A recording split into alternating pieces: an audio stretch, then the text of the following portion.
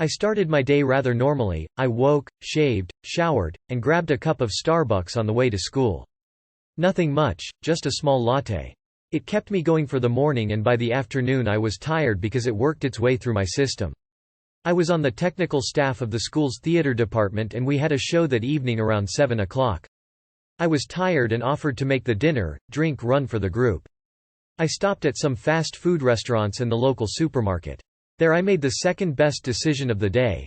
The first was getting a date for the weekend. I bought 3 6-packs of Jolt and 3 Red Bulls. Because of the small size of a Red Bull, I drank all 3 before the drive to the school was finished, less than 5 miles. I was thinking, hey, this is great, I'm awake, I'll be back early, and life will be good.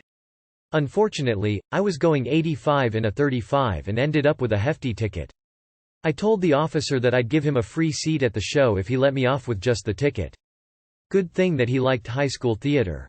I made my way back to the school, carefully going the speed limit and avoiding the Jolt in the back of the car. Upon arriving, I cracked a Jolt and then another Jolt and then another and a fourth. The first 6-pack was down. I don't remember much of the next 10 minutes, only that the set was fixed from a massive injury to it the previous night. It was rebuilt and back up. The rest of the crew was also looking at me strangely and asking if I needed any help. I said no and went on my hyperwhacked way. I started feeling tired a few minutes later and it was back to the car. In 5 minutes I downed 7 Jolts and was back in the theater.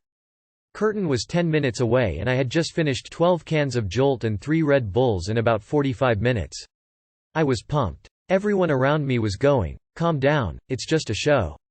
Calm down." Needless to say, the set changes that normally take 1 to 3 minutes, I did almost single-handedly in about 30 to 45 seconds. I was dropping around intermission and finished off the last 6-pack. The show finished early and my crew chief was worried about letting me drive him home. He asked for my keys and I just walked back to my car in a hyperstupor and left him there. I arrived home earlier than normal. I didn't know an 85 Accord could go that fast, and by the time I arrived home I was seeing spots. I couldn't get to sleep for nearly 19 hours and after that I passed out almost immediately.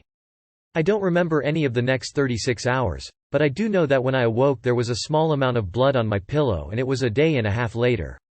I don't know if I actually woke during that period or not.